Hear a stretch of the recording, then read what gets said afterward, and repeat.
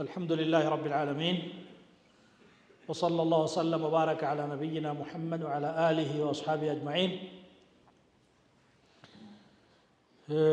عند ملكام نجر الله سياساكالن مدسات يقبانال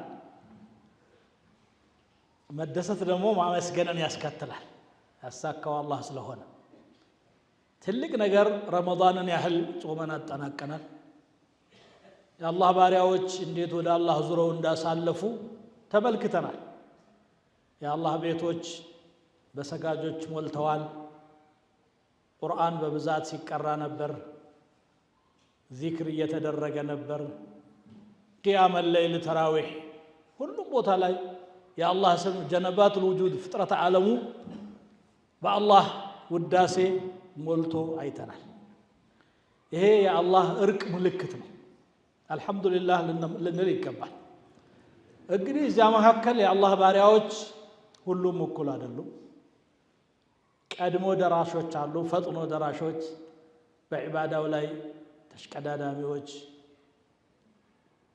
በዚክሩ በዱዓው በቲላዋው በሰደቃው መልካም ነገር በማዘዝ ከመጥፎ በመከልከል ዑምራ በማድረግ ብቻ የኸይር በሮች ሁሉ ላይ የሚገኙ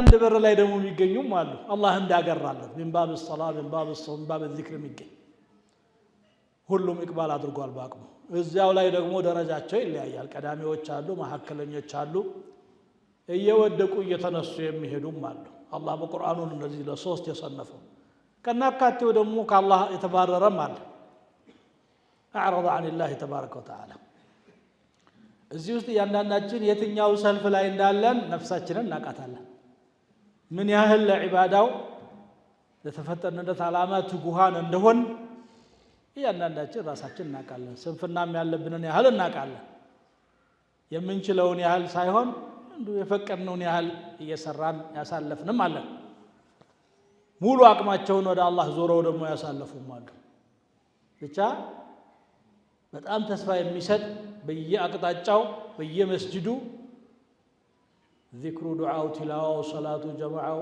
በጣም አጂብ በሆነ መልኩ አልፏል ይሄን በማየታችንም ሆነ እዚህ ላይ ተሳታፊ በመሆናችን ልናመሰግን ይገባል አላህ ረመዳን ሲያልፍ አዘን የሚሉ ሰዎች አሉ አዎ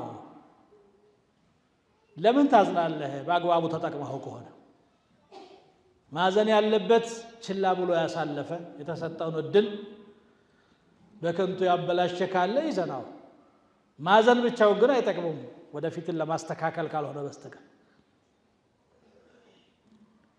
መደሰት ይገባናል በተሳካው ነገር አላህም በቁርአኑ ያለው ስለ ረመዳን ተናግሮ ሲያበቃ ሱረቱ አልበቀራ ላይ ወሊቱከብሩላህ ዐላ ማ ሀዳኩም ወለዐለኩም ተሽኩሩን ይላል አላህን በመራችሁ መልኩ ልታሞግሱት ልታልቁትና ታመሰግኑም ዘንድ ነው የሚፈልገው ይላል ከኛ የሚፈልገው ማንኛውንም ኸይር ስራ ስናሳካ በእኛ ጉልበት በእኛ ጥበብ በእኛ ብልህና አይደለም የተሳካው አላህ አግዞን ነው ፍላጎቱንም ልባችን ውስጥ ፈጥሮ ምላሳችንን ቁርአን እንዲቀራ አካላችን አላህ ፊት ቆሞ አላሁ አክበር እንዲል ማን አሳካው አላህ እኮ ሲታረቅ ነው ሲምር ያስተምር እንዲሉ አላህ Subhanahu Wa Ta'ala ራሱ ቀልብህንም አካልህንም ወደ እሱ መለስ አደረገው افرح واحمد الله ደስ ይበለህና አላህን አመስግን ቋራ አሳካህልኝ በምን ዘዴ ነው እኔን መርጠህ እዚህ ከባሮች መካከል አላሁ አክበር ከሚሉት ኢያከ ነዕቡዱ ወኢያከ ነስተዒን ከሚሉት መካከል ያቆምከኝ ለከ الحمد يا رب ብሎ አላህን ማመስገን ያስፈልጋል ይሄ በእንዲህ እንዳለ ግን ችላ ብለን ያሳለፍነው ተዘናግተን ያለፍን ካለን ደግሞ ልንጸጸትና ዳግም እንደዚህ ያላንሆን ወደ አላህ መመለስ ያስፈልገናል አላህ ወደሱ ለመመለስ እድል የሰጠው በረመዳን ብቻ አይደለም በማንኛውም ሰዓት አላህ እጁን ለሊት ይዘረጋል ቀን ሲያጠፉ የዋሉ እንዲመለሱ ይላል في صحيح مسلم ያለ ሐዲስ ቀን እጁን ይዘረጋል ለሊት ሲያጠፉ ያደሩ እንዲመለሱ እጁ ለባሪያዎቹ ሁልጊዜም የተዘረጋ ነው ተመለሱ ወደ እኔ ባሮቼ ብሎ እድል እየሰጠነ ያለው አላህ አሁንም ይቻላል ጥፋተኞች ከሆነም ከጥፋታችን መመለስ መልካም ላይ ካለንም መልካማችንን ማስቀጠል በተቻለ መጠን ምናልባት በረመዳን በየጊዜው የምታከተም ከሆነ ከረመዳን ውጭ ደግሞ አንድ ጁዝ ግማሽ ጁዝ ቢያንስ ሊኖርህ ይገባል። ሰላት አልጀማዓ ሊያልፍህ አይገባም። ከቂያመ ለይሉም ድርሻ ይኑረን። 3 ረክዓት ትንሿ ናት ዊትር የምትባለው። ከዛ ውጭም ይቻላል። ምን ጊዜ እንደኛ ጊዜ የተረፈዋል እንዴ? በስንት ነገር ነው የምናባክነው ጊዜ። ለአላህ ዒባዳ ሲሆን ብቻ ለአኺራችን የሚጠቅም ነገር ሲሆን ብቻ ነው ጊዜ የምናጣው።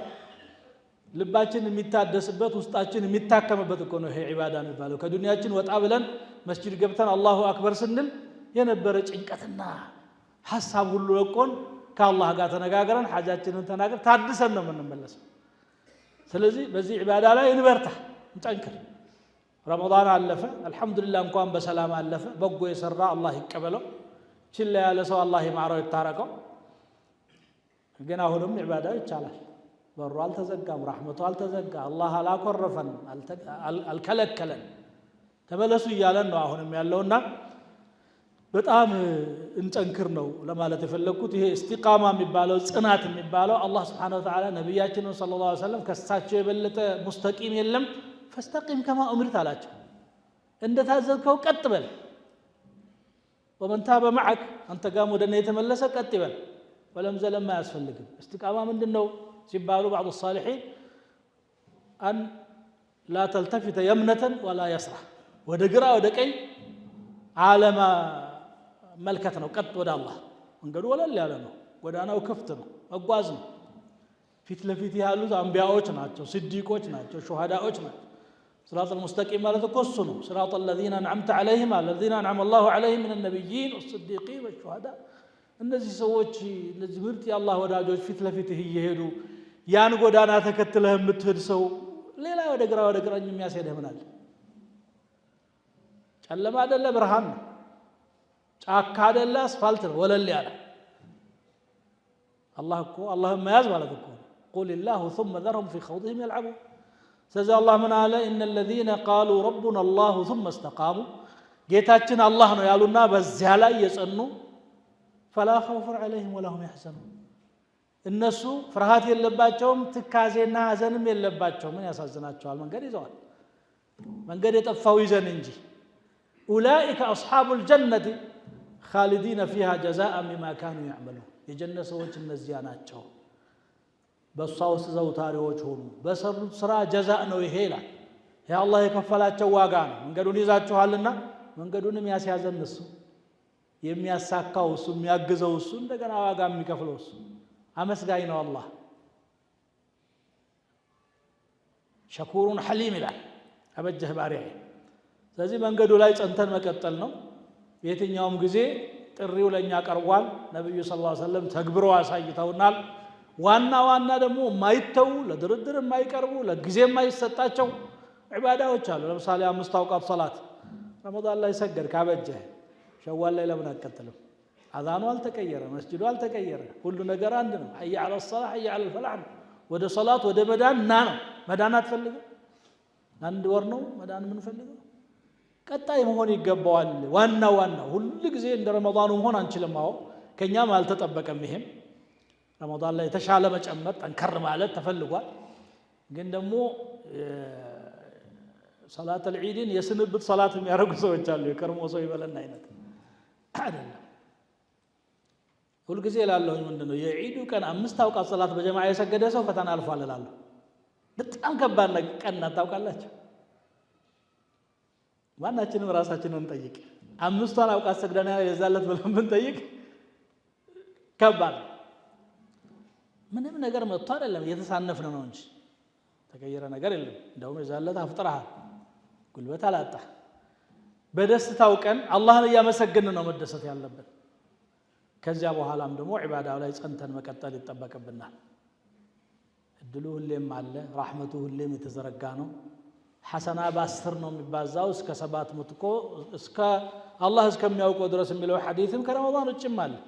ب10 أمثالها إلى 700 ضعف إلى أضعاف كثيرة في الصحيح የተነገረው ሐዲስ ዛሬም ብናሰራው እናገኛለን። እንደ ኢኽላሳችን እንደ ቅንነታችን ሱናን እንደመከተላችን ነው አጅራችን ሙዳዓፍ እየሆነ የሚሄደው። ስለዚህ እንበርታ፣ እንጠንክር። በተሳካው ኸይር አላህን እያመሰገን እየተደሰትን እንደገና ደግሞ ቀጣይ ሐያታችንን ከአላህ ሳንርቅ አላህ ጋር ሳንጣላ ውስጣችን በአላህ መሐባ በአላህ ኸውፍ በአላህ ረጃ አላህን በመውደድ በመፍራት በመከጀል የተሞላ ሆኖ ዚክር እያደረግን ቲላዋ እያደረግን መኖር ይጠበቅብናል። ድርሻ ሊኖረን ይገባል። ሁሉ ሰዓት አንዘክርም መቼም ሁል ጊዜ ቁርአን አንቀራ። ምክንያቱም ሰዎች ነንና ዱንያም እንፈልጋለን ርዝቅ ፍለጋም አለ። ግን ደግሞ ቁርአኑን ጥቅልል አርገን ማስቀመጥ ዳግም ላናየው ምናልባት ከርሞ ከደረሰ ዚክሩን ዳግም ላንመለስበት ሰላተ ጀምዕ እንደዚህ አይነት አካሄድ የሙስሊም አይደለም፣ የሰለፎች አካሄድም አይደለም፣ ትክክል አይደለም። መሆን ያለበት ድርሻ ሊኖረን ይገባል። አንድ ጁዝ በቀን መቅራት ከቻልክ በወር 30 ጁዝ ታختማለህ። ግማሽ ከቀራህ በሁለት ወር ታختማለህ። ሁለት ከቀራህ በወር ሁለት ጊዜ ታختማለህ። ቁርአን ጋር ትስስርን ማጠናከር ይቻላል በአቅምህ ልክ። وقال الرسول يا ربي إن قوم اتخذوا هذا القرآن مهجورا عليكم. هي قرآن يتكرف አርገው ተውት ይላል። የተኮረፈ አናግረህ አልፈልግም አይነት ሊሆን አይገባም። ከሁሉም የኸይር ስራ ላይ እንደ አቅማችን ድርሻ ኖሮን ተስፋም ሳንቆርጥ እንደዛ እንደ ረመዳኑ ሳልሆን ቀረሁ ብሎ መበሳጨት የለብህም። ተስፋም ሳንቆርጥ እንደገና ደግሞ ሳንሳነፍም ሰድዱ ወቃሪቡ ነው ያሉት ነብዩ ሰለላሁ ዐለይሂ ወሰለም። አስተካክሉ፣ ሚዛናዊ ሁኑ፣ استقيሙ ወለን ትሕሱ። ሁሉም ኸይር ስራ ማደረስ አትችሉም። ዋና ዋና ቁም ነገሮች ላይ ግን ጽኑ።